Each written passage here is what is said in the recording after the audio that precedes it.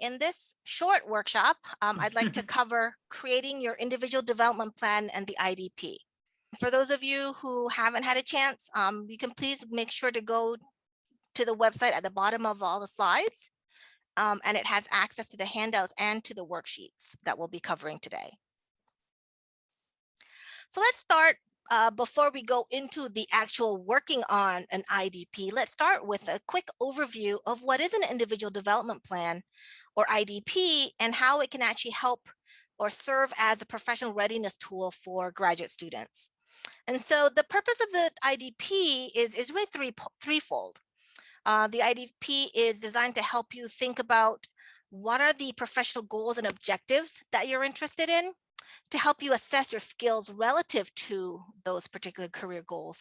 And then more importantly, a more concrete purpose is to help you develop a plan to acquire the skills and competencies that are needed to achieve both your short-term and your long-term career objectives, building on the identification of those professional goals and objectives, and then that assessment of your skills. So in this sense, a well-crafted IDP is intended as both a planning tool and a communication tool. And the planning tool is pretty self-evident. It's a plan for you, but it's also important as a communication tool because it helps you communicate these goals to your mentors and to your advisors. And as you're thinking about future steps that you need to undertake to be professional ready or to be ready for the specific careers that you're interested in, you want to think about your mentors and your advisors as collaborators and supporters in achieving that path. So you want to make sure that they understand what your goals are in terms of that career and professional readiness, so that they can help you figure out what might be the right courses to take, or what kinds of skills you might need, or who you might want to talk to in terms of identifying suitable action items. So it's both a planning and a communication tool. It's very much a useful tool, and it's a useful exercise, even if at the end of the day you don't come up with an IDP that is fully fleshed out.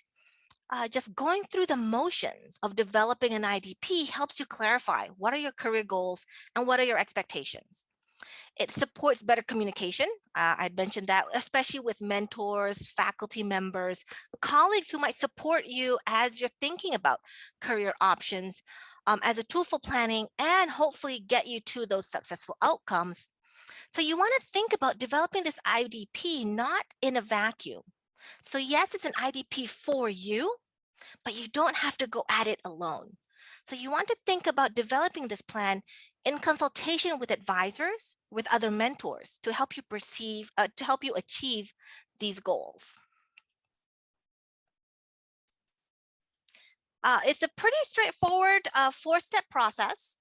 And remember, it's not just involving you. You might want to bring in your mentors and your advisors into that process. So you would start out with conducting a self-assessment. And that's really what today's workshop is intended to help you, is get you started on that self-assessment and getting you moving forward in terms of next steps for developing an IDP. That second step is to think about, having done that self-assessment, having a better idea of where you stand and where you might be interested in going, assessing career opportunities and possible career paths. And here it is important to think about doing that in conjunction with the mentor and advisor. And when I say mentor, I want you to think about a mentor more broadly. It doesn't have to be a faculty mentor. Is there someone out there that you might want to have as a career mentor, as a professional mentor, someone whose judgment about career paths or about professional development you trust, or somebody whose career is one that you would want to emulate? Think of these as possible mentors. Don't limit it to the university. So make sure you discuss your career opportunities and your possible career paths with your mentor or your advisor, and then having had that conversation and undertaking that assessment, you want to be able to write that IDP and then share the IDP with mentors, advisors, and then based on that input, revise it accordingly. So as you'll note, the writing the IDP is actually only step 3. It's the preliminary planning and assessment steps that are much more important than the actual sitting down and writing of the IDP. And that's why I said, even at the end of the day, if you don't come up with an IDP, a written formal IDP, just that self-assessment, that reflection component, step one, and then thinking about that broader landscape of career opportunities is just as useful. And so finally, now that you actually have a plan that's been revised based on feedback from your mentor and from your advisors, now it's the fun part of actually implementing the plan. At this point, you want a plan that might identify specific skill sets that you might want to build, specific people that you might want to talk to, specific industry that you might need to learn more about. And so the implementation of that plan might not be something that can happen in a semester. So you also want to think about establishing regular review of progress alongside the implementation of that plan. And like any good plan, right, you might need to revise your IDP as things unfold. You might have a really critical and insightful conversation that reshapes a little bit what skill set you think you might need or the trajectory of your skill development. So that IDP is a living document. You can revise it as needed or as appropriate. So Danita, I'm going to stop here and ask if you have any questions. No, I used to do this on my job for other people, but of course it's always harder to do it for yourself. I So agree. I agree. And I also feel like step one, especially kind of getting started on that Mhm, self-assessment and the reflection mhm, really is mhm. the hardest of all. I think once you've built the momentum, it's easier to move forward. But getting started and thinking critically about where am I? Where do I want to be? Uh, that that that's really hard. Yes, I agree, especially where I am, where I'm pivoting. So I did an entire career in the government. Mhm. And even though I want to remain a public servant, I want it to look different. And I want to work with organizations that serve the public and help the government to perform better. And so, Interesting. yeah. So Mhm, definitely, at least I think going into the development of the mhm. IDP, you already kind of know fundamentally at your core what's important to you, right? And what is of interest to you. So hopefully, maybe the self-assessment that I had planned for some of our other early career graduate students might not be as useful, as relevant, but I feel like you have already a solid starting point to think about. Where am I? What am I really good at? What might I need to work more on? And how do I get to where I would like to be 5 years, 10 years down the road? So, Danita, I think you're in a good spot, despite the stress of trying to pivot. So, Thank you. all right, so a quick template of an IDP. I want to make sure that you understand that this is a suggested structure to kind of keep you progressing, but it's not a required IDP template. Again, this IDP is your individual development plan. So there might be other aspects that you might want to include in your IDP, so you don't have to follow the template. But I know sometimes starting on something new without a model or an example is hard. So here's kind of a suggested template to get you started, knowing that you can customize it, tailor it to where you want to go, what you want to do.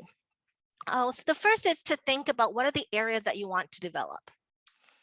And so you will start with assessing your competencies and what do you need to develop. A nice way to think about this is how are there ways that you might even introduce synergies between your formal coursework and maybe if you're in a research program in the research that you do and have synergies with maybe some co-curricular or extracurricular activities. So are there skill sets that might be really important for the career path that you're interested in that could also be merged into your coursework? So I'm in the School of Public Service, and we have a lot of Masters of Public Administration and PhD students who might be interested in or might think that they would need the skills of writing grants to fund projects or to fund programs that they want to advocate for. And so is there a way, for example, for these students to think about taking a course in grant writing or developing very specific grant writing skills while also connecting to some of the coursework that they're doing in their curriculum? Um, Alternatively, we have students who are very interested in emergency management. And one of the skill sets that we're seeing emerging out of emergency management is the ability to communicate effectively during crises. And so my students who are interested in careers in the emergency management might consider developing skills, taking workshops or taking courses on crisis communication and learning how to develop crisis communication plans, something that might help them in their research if they're doing research also in emergency management, but also something that would help them in a career path postgraduate school. So it's also maybe sometimes given time and resource constraints to think about how some of the skills that you might want to develop can overlap with what you're currently already doing, or that could supplement what you're already doing and integrate really well. So think about areas to develop specifically in terms of skills. If you're interested in working in advocacy, for example, Danita, maybe that might be a path that you're interested in. If you're interested in public advocacy or advocating for issues for the public, might you need to develop skills in policy communication and persuasive advocacy? Might you need to develop some skills maybe in risk communication or other aspects of communication? So thinking about those, think about those areas to develop as more specific skill sets and skill blocks that you can develop. Then you want to think about long-term goals. What are you going to do, or how will you improve in the areas that you've identified? So when you think about long-term goals, this is going to vary for everyone. For some of my MPA students or other master's students, when your program is only 2 years long-term goals might be 2 to 3 or 4 years. But other people might think about a long-term goal and thinking about the different skill sets that might need to build, might be looking at something that might be 5 years, 6 years out. But more importantly, thinking about long-term goals requires that you have short-term strategies, right? So you want to think about short-term goals. What could you do this year? What could you do next year? And then how then do those build into your overall strategies for reaching the goals? A good plan is a plan that has steps and timelines for completion of goals. It is a plan that is concrete and helps you understand what you need to do and when. So think about what steps will you take to accomplish your goals and by when, and be specific. Think about available resources and where you might be able to find resources to maybe develop specific skills or to talk to specific people. Again, think broadly beyond the university. You don't need to constrain those resources available to you to just those within the university. Particularly those of you who have had careers or are in professional settings, what types of resources are already available to you in your workplace setting or in your professional networks that you can leverage for that next steps or to identify another person that you can pull into your network. And then ultimately, you want to think about the outcomes. How do you know that you successfully executed your individual development plan? What will you have accomplished, and how do you measure that to indicate that you've reached your goals? And this is kind of that closing part of your IDP that would be really important to help you also as you think about how your IDP might change over time. So that is really kind of the conclusion of the overview section and just talking about the IDP template and what would need to go into the IDP.